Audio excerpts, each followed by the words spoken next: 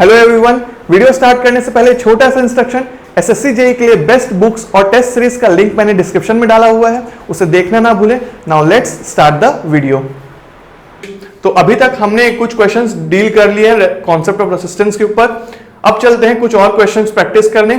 I hope पिछले questions आपको समझ में आए होंगे और एक पॉजिटिव एटीट्यूड से आप इन क्वेश्चंस को भी एक अच्छा अटेम्प्ट लेंगे। तो फिर चलिए स्टार्ट करते हैं।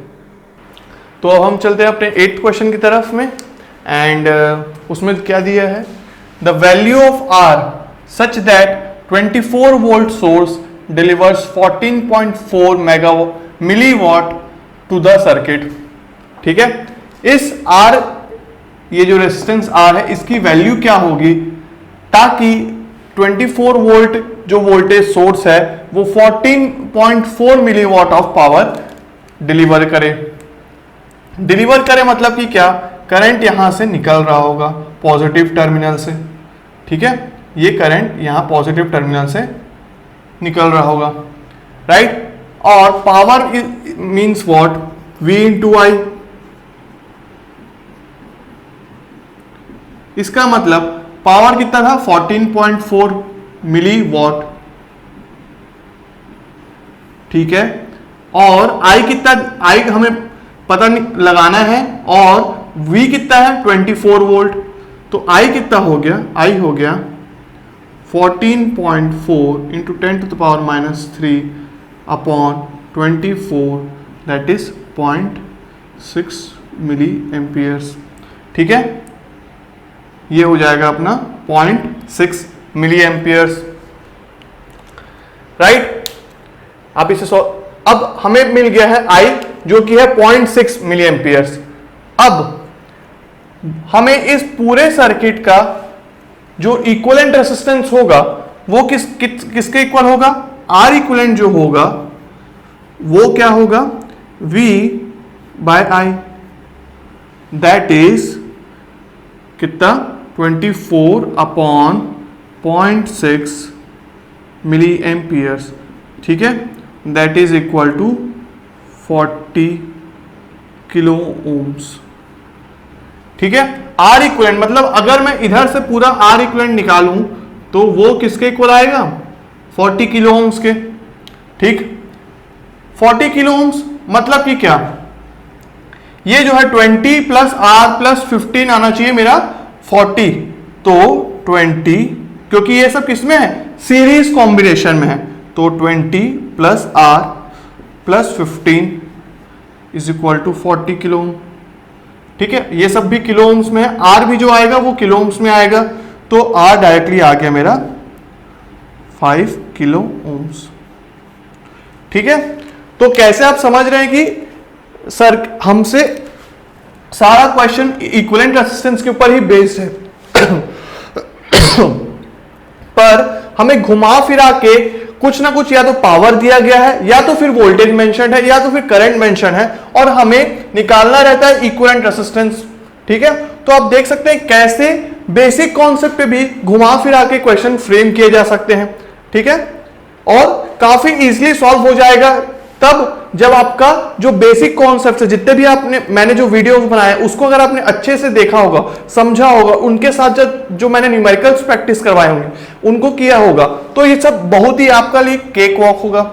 नेक्स्ट क्वेश्चन की तरफ चलते हैं, 9th क्वेश्चन, राइट। ये क्या है, एक कंडक्टिंग मटेरियल है जिसका लेंथ कितना है, लेंथ है L। उस कंडक्टिंग मटेरियल को मैंने खींचकर उसका लेंथ वो क्या कर दिया, 2L, राइट। ये लेंथ हो गया मेरा 2L। लेंथ हो गया बड़ा पर एरिया हो गया छोटा। ठीक है, क्योंकि मैंने खींचकर उस कंडक्टिंग मटेरियल को बड़ा कर दिया।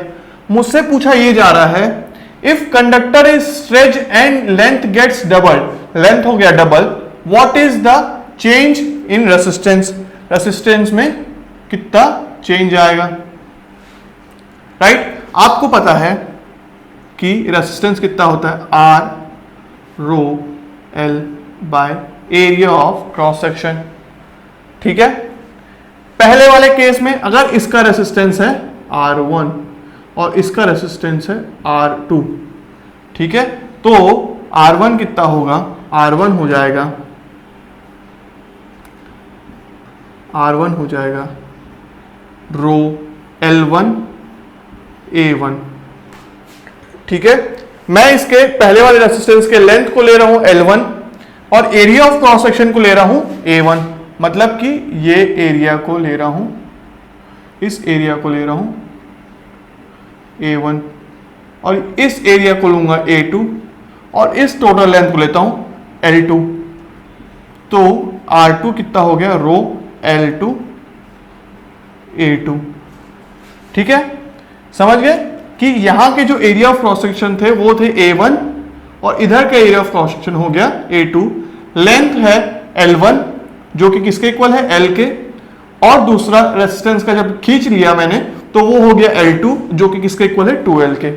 राइट, अब ध्यान देने वाली बात यह है कि मटेरियल तो वही पुराना है, मटेरियल तो एक ही है, तो उसका रेसिस्टिविटी तो सेम रहेगा, क्योंकि रेसिस्टिविटी किस पे डिपेंड करता है, टाइप ऑफ मटेरियल पे, जो कि उस मटेरियल का एक सेम ही रहेगा अगर वो मटेरियल एज इट इज है तो। राइट, तो उस मटेरियल का रेसिस्टिविटी दोनों केसेस में सेम रहेगा। नेक्स्ट थिंग कि मटेरियल जब सेम है और मैंने उसको खींच के बड़ा किया है तो इसका मतलब क्या हुआ कि जो उस मटेरियल का वॉल्यूम जो है वो हमेशा कांस्टेंट रहेगा। मतलब कि क्या, जो पहले वॉल्यूम था वो इक्वल हो जाएगा दूसरे वॉल्यूम के। ठीक है, पहले अगर वॉल्यूम जो था, अगर ये V1 था वॉल्यूम और यहां पे वॉल्यूम हो गया V2, तो दोनों क्या होंगे, इक्वल होंगे, क्योंकि मटेरियल सेम है, बस मैंने उसे खींचकर लंबा कर दिया है, पर उसका क्रॉस सेक्शन एरिया हो जाएगा छोटा, तो वॉल्यूम जो रहेगा सेम रहेगा। वॉल्यूम किसके इक्वल होगा, L1 A1 और ये हो जाएगा L2 A2। Right, L1 A1 किस मतलब कि क्या, L A1, क्योंकि L1 is equal to L और L2 हो जाएगा 2L A2। ठीक है, मतलब कि क्या, A1 is twice of A2। ये जो एरिया ऑफ क्रॉस सेक्शन है वो दुगना है A2 के। अब हमें A1 और A2 का भी रिलेशनशिप पता चल गया। ठीक है, अब अगर मैं सबकी वैल्यू पुट करूं तो R1 मेरा कितना आ जाएगा, रो L बाय A। ठीक है, A1 ले लेते हैं, रो L बाय A1, और R2 आ जाएगा रो 2L, क्योंकि L2 कितना है, 2L अपॉन A2। A2 किसके इक्वल हुआ, A2 हो गया A1 बाय 2। ठीक है, A1 बाय 2, A2 हमारा चेंज हो गया A1 बाय 2, तो ये आ जाएगा 4 रो L बाय A1, और ये किसके इक्वल है, R1 के। मतलब कि क्या, R2 मेरा आ जाएगा 4R1। ठीक है, R2 का वैल्यू आ गया, मतलब कि अगर पहले रेसिस्टेंस हुआ होगा 10 ओम, तो अब हमारा रेसिस्टेंस हो जाएगा 40 ओम्स। राइट, क्योंकि अब रेसिस्टेंस हो गया 4 टाइम्स, लेंथ हो गया डबल, और एरिया ऑफ क्रॉस सेक्शन हो गया हाफ, और रेसिस्टेंस हो गया है 4 गुना, मतलब कि 4 टाइम्स। राइट, अब पर हमसे क्वेश्चन में क्या पूछ रहा है, चेंज।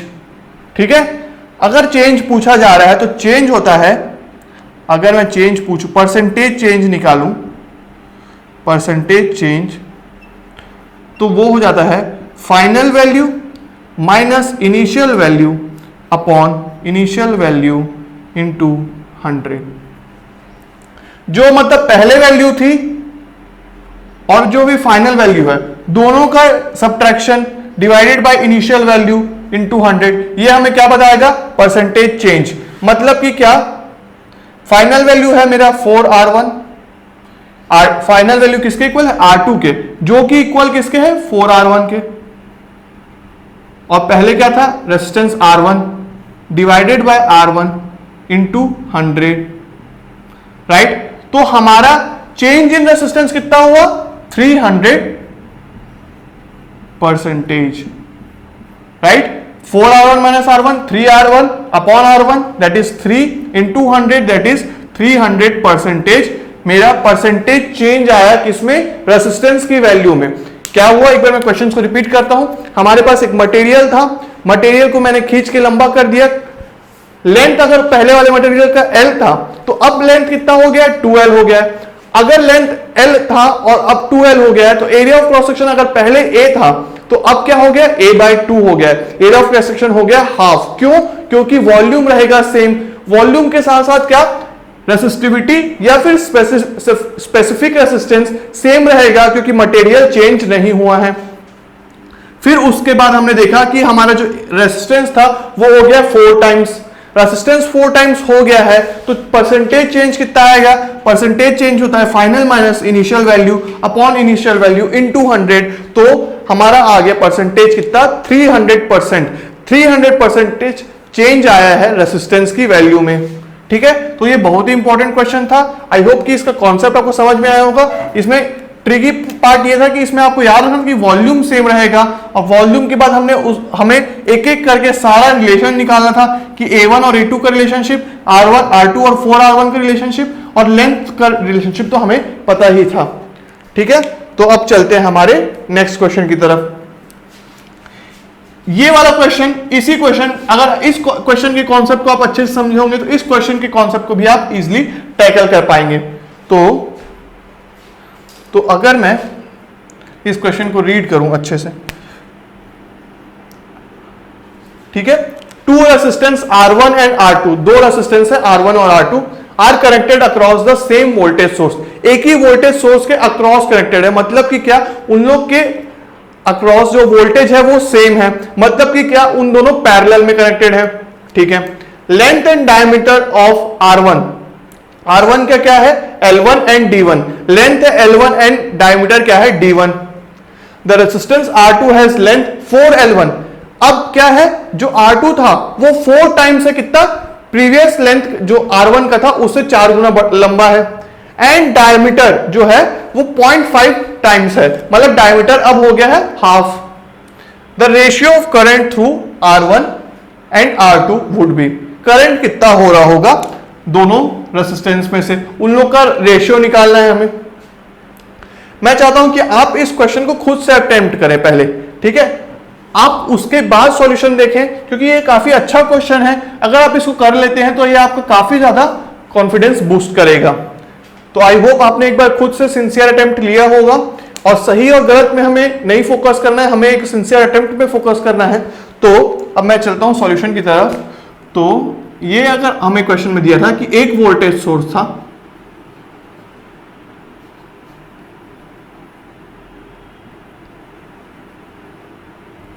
ठीक है, अगर इस वोल्टेज का वैल्यू है V और इन दोनों वोल्टेज के ये वोल्टेज सोर्स जो है ये दोनों रेसिस्टेंस के अक्रॉस है, तो मतलब इन दोनों के अक्रॉस कितना वोल्टेज आया? V ही आया। इसका वैल्यू हो गया R1, इसका वैल्यू हो गया R2, राइट। हमें क्या करना है? अगर यहां पे I1 फ्लो हो रहा होगा और यहां पे I2 फ्लो हो रहा है तो हमें इन दोनों करंट्स का रेशियो निकालना है, मतलब कि I1 bye I1 is to I2 निकालिए, और या तो फिर I2 इज टू I1 निकाल दीजिए। ठीक है, रेशियो पूछा जा रहा है हमसे। I1 is to current through R1 and R2 would भी पूछ रहा है, तो हमें क्या निकालना होगा? I1 is to I2, that is ये वाला आंसर नहीं होगा।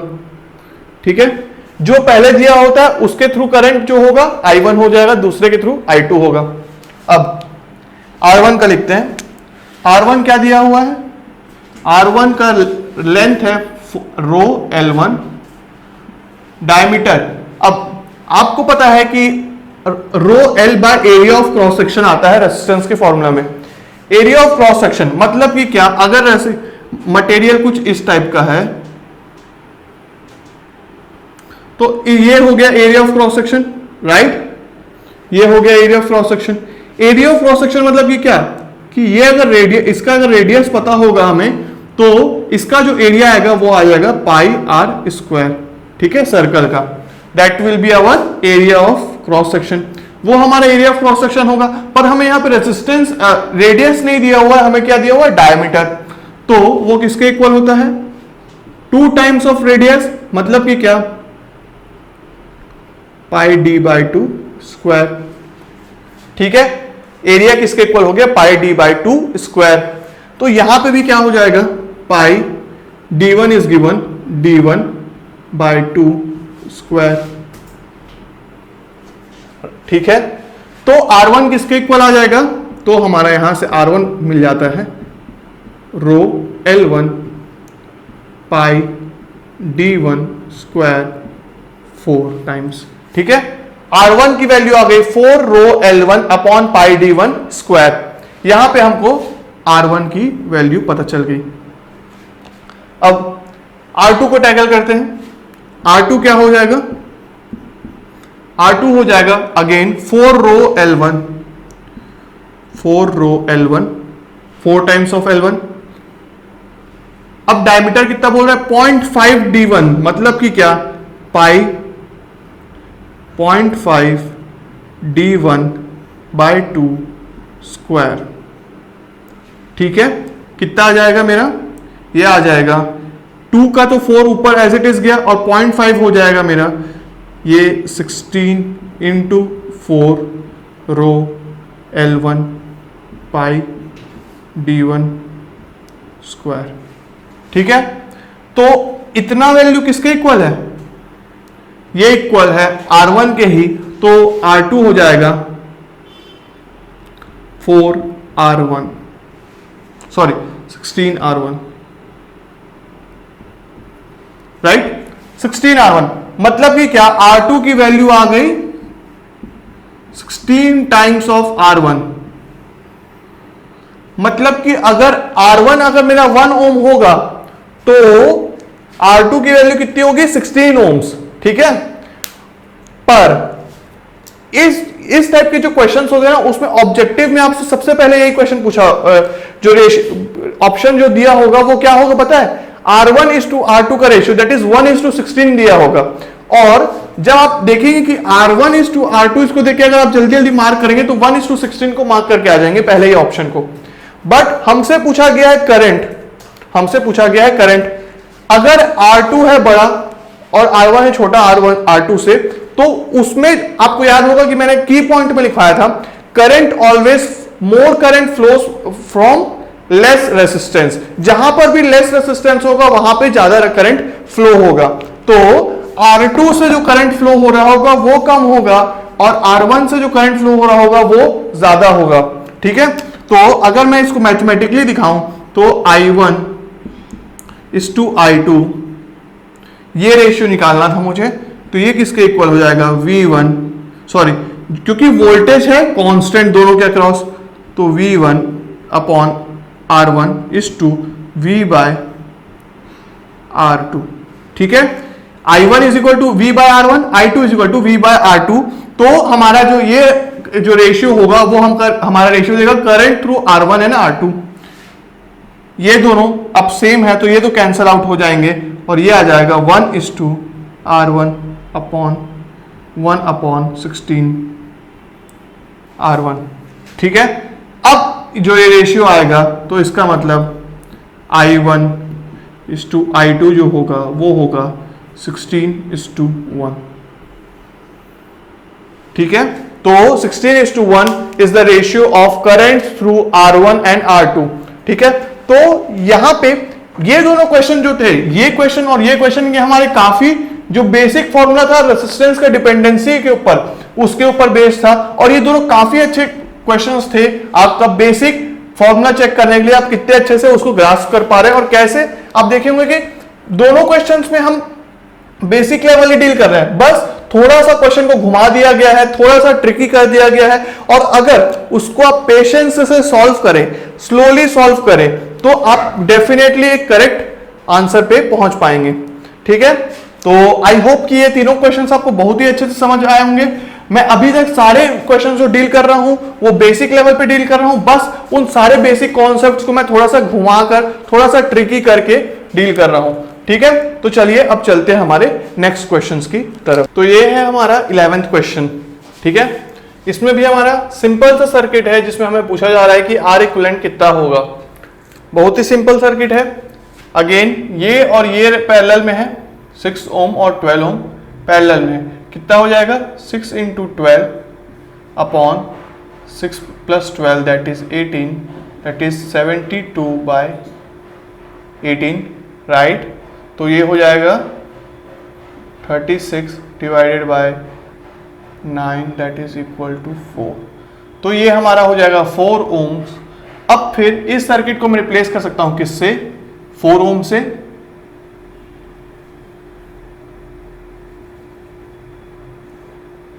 Four ohms, then 4 ohms and 4 ohms will be in series, तो आ जाएगा मेरा 8 ओम्स।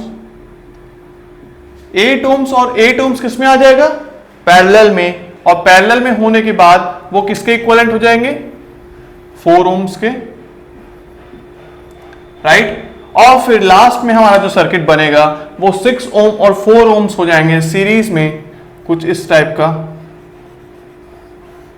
जिसका ये 6 ओम होगा और ये 4 ओम। तो हमारा आर इक्विवेलेंट आ जाएगा इक्वल टू 10 ओम्स। ये काफी ज्यादा इजी क्वेश्चन मैंने एक रखा था फॉर अ चेंज। तो ठीक है, सिंपल सा सीरीज और पैरेलल कॉम्बिनेशन था, ये विद इन 30 सेकेंड्स में हो जाना चाहिए, राइट। अब ये क्या बोल रहा है, यहां पे भी आर इक्विवेलेंट निकालना है हमें, इस क्वेश्चन में भी आर इक्विवेलेंट निकालना है, but condition is given if 50 ohm is shorted. ठीक है, कभी भी सर्किट दिया हो तो आप डायरेक्टली आर इक्विवेलेंट निकालने की कोशिश मत कीजिए। अगर आर इक्विवेलेंट ऐसे एरो दिया हुआ है तो आप डायरेक्टली आर इक्विवेलेंट फाइंड करने के लिए पीछे मत भागिए। हो सकता है कि उसमें कोई कंडीशन दिया हो, जैसे कि इसमें क्या दिया है कंडीशन कि 50 ओम को शॉर्ट कीजिए, तब फिर आर इक्विवेलेंट निकालिए। नहीं तो एग्जाम्स में जब प्रेशर होता है तो हम क्या करते हैं, आर इक्विवेलेंट निकालना, सर्किट क्वेश्चन को बिना पढ़े डायरेक्टली आर इक्विवेलेंट निकालना स्टार्ट करते हैं, 56 60 पैरेलल विद 10 करके सॉल्व करना स्टार्ट कर देते हैं। ठीक है, बट पर इसमें दिया हुआ है कि पहले 50 ओम को शॉर्ट करो फिर निकालो कि आर इक्विवेलेंट कितना होगा। शॉर्ट करने का मतलब क्या हुआ कि इस 50 ओम को मैं रिप्लेस कर दूंगा एक शॉर्ट सर्किट से। ठीक है, शॉर्ट सर्किट से रिप्लेस करने के बाद होगा क्या, होगा ये कि 6 ओम और 4 ओम आ जाएंगे सीरीज में, और ये किसके इक्वल हो जाएंगे, 10 ओम के। ठीक है, देन फिर 10 ओम और 10 ओम किस में हो गए, पैरेलल में, और वो बन गए कितने, 5 ओम। ठीक है, फिर 5 ओम, 8 ओम और 5 + 3 8 + 4 दैट इज 12। तो ये आपका सर्किट हो जाएगा किसके, 12 ओम के इक्विवेलेंट। ठीक है, तो ये हो गया 12 ओम के। देन 4 और 12 कितने हो जाएंगे, 48 divided by 16 that is equal to आपका आ जाएगा 3 ओम्स। तो इस सर्किट को मैं प्लेस कर सकता हूं किससे, 3 ओम से। ठीक है, 6 + 3 + 9, अब ये पूरा सर्किट किससे रिप्लेस हो सकता है, आर इक्विवेलेंट आ जाएगा हमारा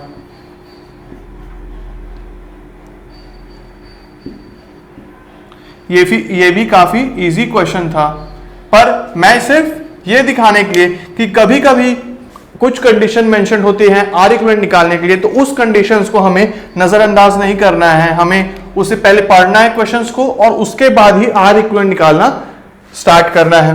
ठीक है, ये दोनों क्वेश्चंस थे काफी बेसिक्स, पर फिर भी प्रैक्टिस के लिए मैंने ये क्वेश्चंस को पुट किया।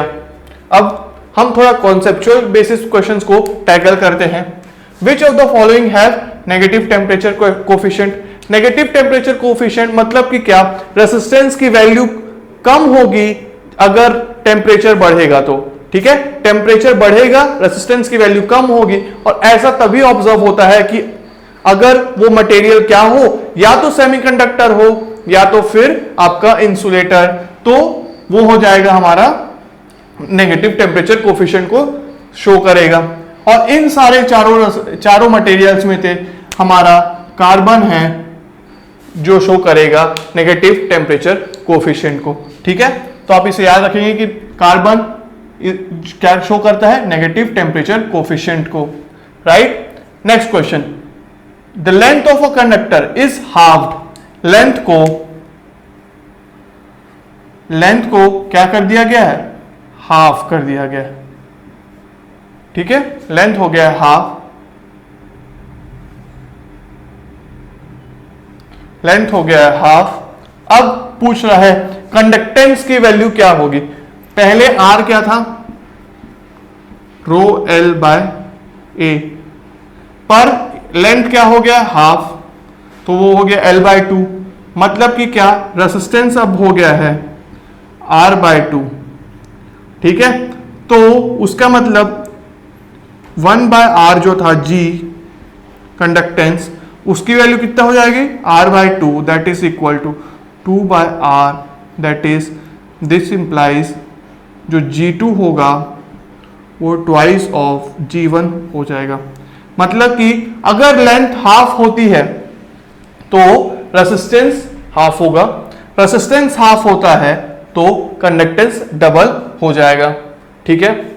In an ordinary heater if the length of the coil is half, ठीक है, एक हीटर है, हीटर याद होगा आपको कि करंट के इफेक्ट्स के बारे में जब मैंने डिस्कस किया था तो हमने पहले ही पॉइंट रखा था हीटिंग इफेक्ट, और उसका एप्लीकेशन था हीटर्स में, ठीक है, आयन, इलेक्ट्रिक आयन, वो सब आपका इफेक्ट्स ऑफ करंट का हीटिंग इफेक्ट में आता है। तो हीटर एक है जिसका लेंथ ऑफ कॉइल को मैंने हाफ कर दिया, लेंथ हाफ हो गया। Then given quantity of water will boil in dash time, कितने वक्त में पानी गर्म होगा। अब अगर लेंथ हाफ हो जा रहा है तो सपोज जब नॉर्मल कंडीशन था तब मेरा वाटर बॉयल हो रहा था T1 टेम्परेचर पे, T1 टाइम पे, सॉरी T1 टाइम पे, इसको मैं लिख देता हूं इनिशियल टाइम,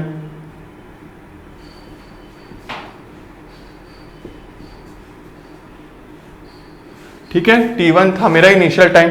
अब क्या हुआ, अब हो गया लेंथ हाफ, लेंथ हाफ होने से क्या हो जाएगा कि रेसिस्टेंस हो जाएगा हाफ, तो R1 अगर पहले था तो अब क्या हो गया है, R2 हो गया है R1 बाय 2, ठीक है।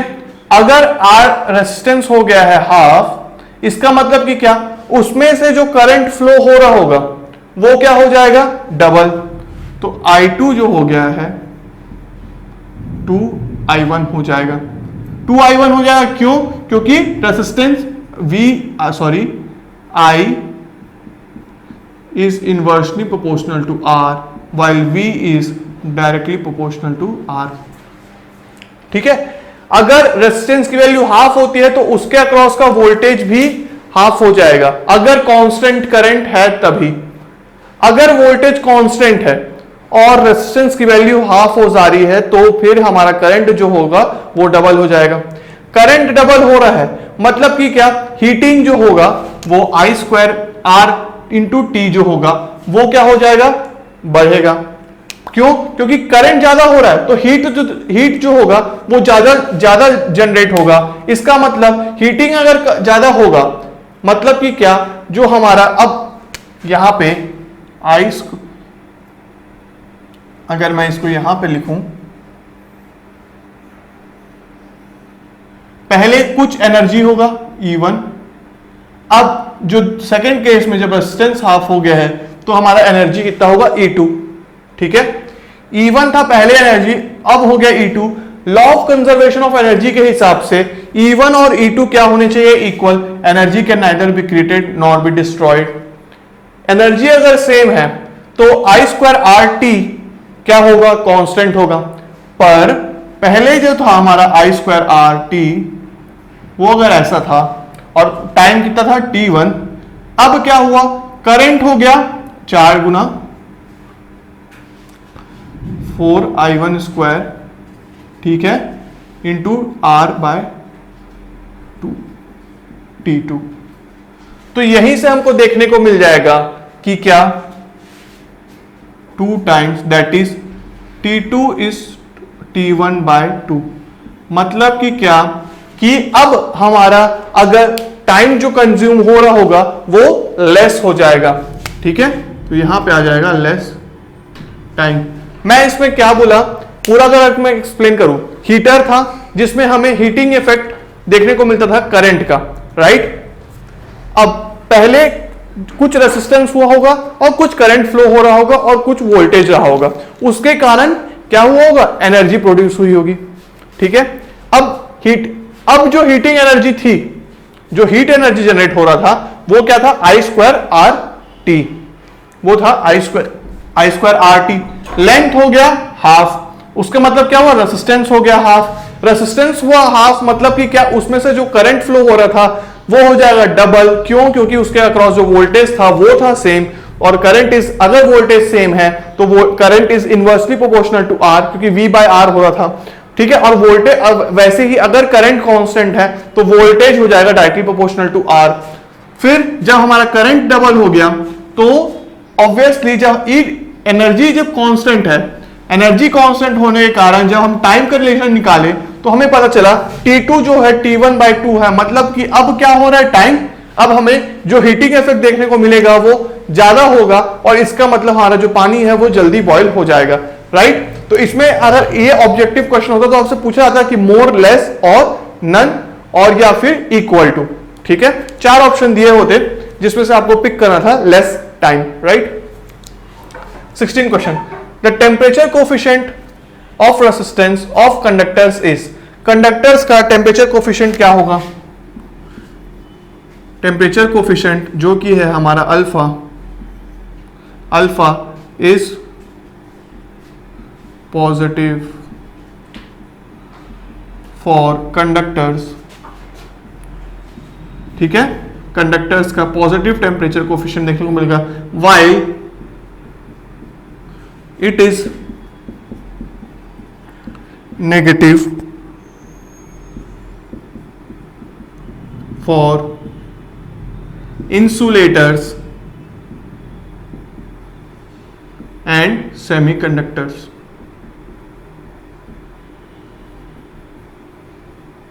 ठीक है। इंसुलेटर्स और सेमीकंडक्टर्स के लिए नेगेटिव टेम्परेचर कोफिशिएंट हमें देखने को मिलेगा। नेक्स्ट, n इक्वल रेसिस्टेंसेस, ठीक है। n की वैल्यू कुछ भी हो सकती है, 5 हो सकती है, 1 हो सकती है, 2 हो सकती है, या 10 भी हो सकती है, या फिर 100 भी हो सकती है, ठीक है। n इक्वल रेसिस्टेंस, सारे रेसिस्टेंस इक्वल है, R first connected in series, पहले वो किस में कनेक्टेड थे, सीरीज में। अगर इक्वल रेसिस्टेंस सीरीज में कनेक्टेड है तो आर इक्वलेंट किसके इक्वल होगा, एन आर के, ठीक है। कब, जब वो सीरीज में कनेक्टेड है,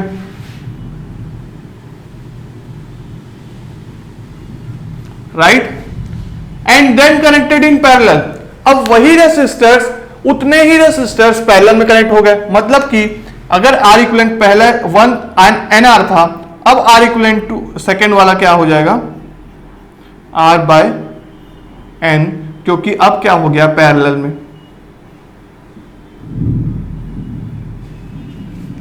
राइट। अब हो गया पैरेलल में, तो हमसे पूछा जा रहा है what is the ratio of maximum to minimum resistance, maximum to minimum resistance. तो ये वाली वैल्यू जो क्या होगी, ये होगी हमारी मैक्सिमम, और ये वैल्यू होगी हमारी मिनिमम, राइट। तो हमसे इन दोनों का रेशियो पूछा जा रहा है, तो रेशियो आ जाएगा R equivalent 1 to R equivalent 2 is equal to N square is to 1, ठीक है। एन स्क्वायर इज टू 1, क्योंकि N R upon R by N, that is N ऊपर चले जाएगा, आर आर कैंसिल हो जाएगा, तो एन स्क्वायर इज टू 1 आएगा। याद रखेंगे कि हमारा जो रेशियो गिवन होगा ना, वो 1:n स्क्वायर भी दिया होगा, 1:n भी दिया होगा, n:1 भी दिया होगा, लास्ट में दिया होगा n square 1, n square is to 1। तो आप लास्ट वाला जो भी n स्क्वायर इज टू 1 होगा उसी को मार्क करेंगे। हड़बड़ी में आप 1:n स्क्वायर को मार्क करके नहीं आएंगे, क्योंकि यहाँ पे क्लियरली स्पेसिफाइड है कि मैक्सिमम टू द मिनिमम आपसे पूछा जा रहा है। क्योंकि ऐसी छोटी छोटी सिली मिस्टेक्स होती है जब हमारा क्वेश्चन इजी हो और हम क्या सोचते हैं कि जल्दी से उस क्वेश्चन को सॉल्व करके आगे बढ़ना है, तो हमसे ये सारी सिली मिस्टेक्स हो जाती है। अब हम चलते हैं अपने नेक्स्ट क्वेश्चंस की तरफ। तो अब हम चलते हैं अपने 18th क्वेश्चन की तरफ। इसमें बोल रहा है in a circuit containing two unequal resistors connected in parallel, दो रेसिस्टर्स हैं जो पैरेलल में कनेक्टेड हैं और क्या है अनइक्वल,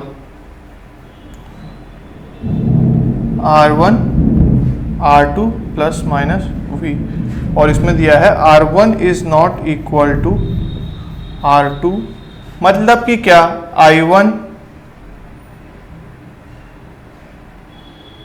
अगर R1 और R2 इक्वल नहीं है तो I1 और I2 भी इक्वल नहीं होंगे। क्यों? क्योंकि V by R1 will not be equal to V by R2। ठीक है, तो क्या क्या केसेस हो सकती हैं? Then the current is same in both the resistors, नहीं, अभी हमने प्रूफ किया कि करंट तो सेम नहीं होगा।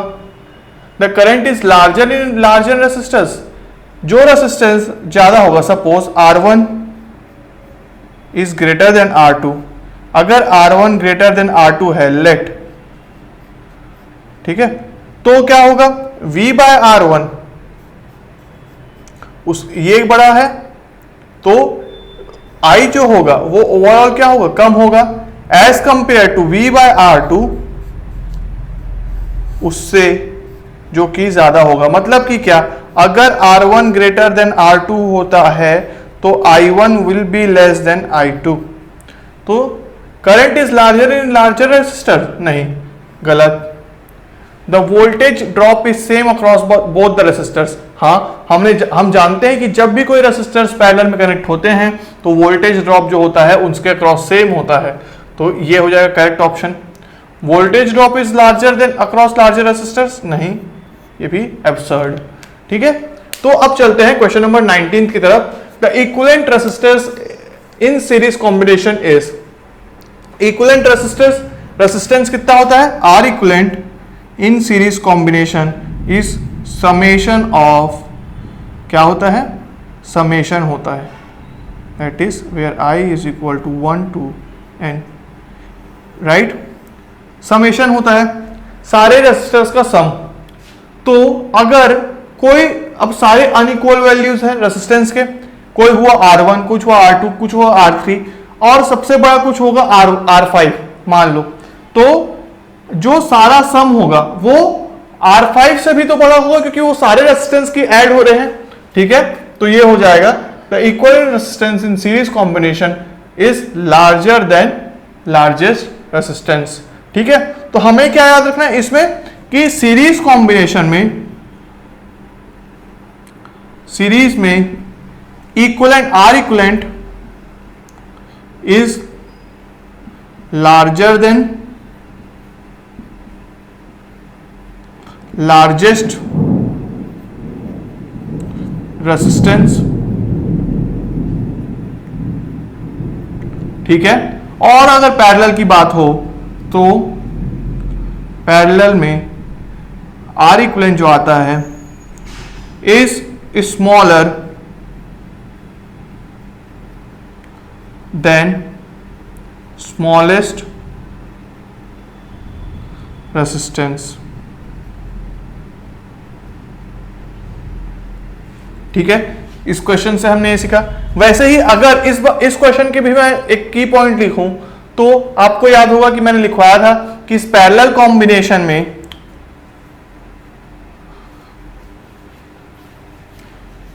क्या लिख सकता हूं मैं, पैरेलल में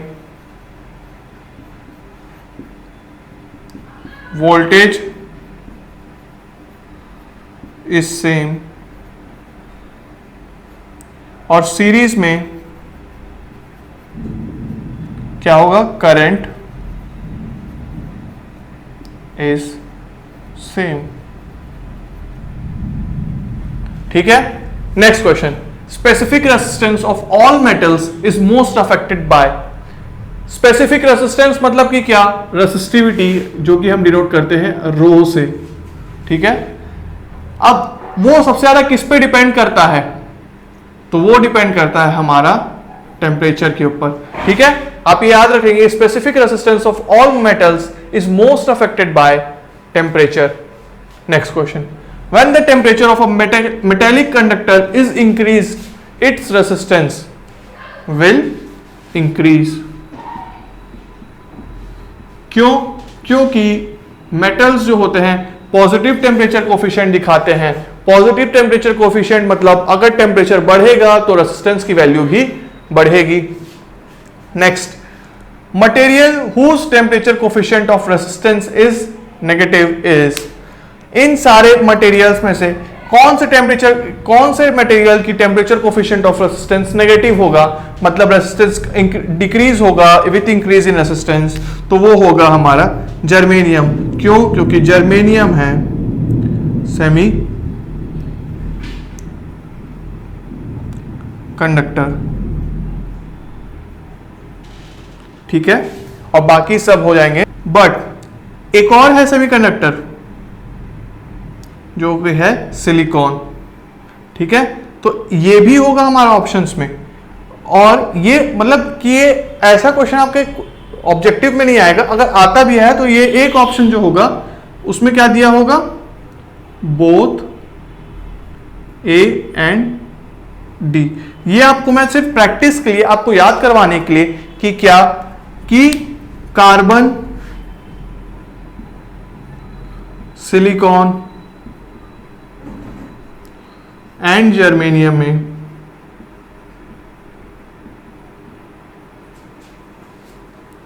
में नेगेटिव टेम्परेचर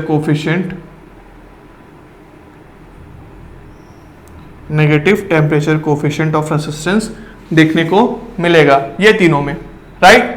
और इसी से अगर मैं देखूं कि क्या एल्यूमिनियम क्या है, कंडक्टर। ठीक है, अगर ये कंडक्टर है तो ये क्या डिनोट करेगा, अगर इसी को मैं चेंज कर दूं क्वेश्चन को और पूछूं कि पॉजिटिव किसका होगा, तो आप किसको मार्क करेंगे, एल्यूमिनियम को, क्योंकि एल्यूमिनियम का क्या हो जाएगा, पॉजिटिव टेम्परेचर कोफिशिएंट,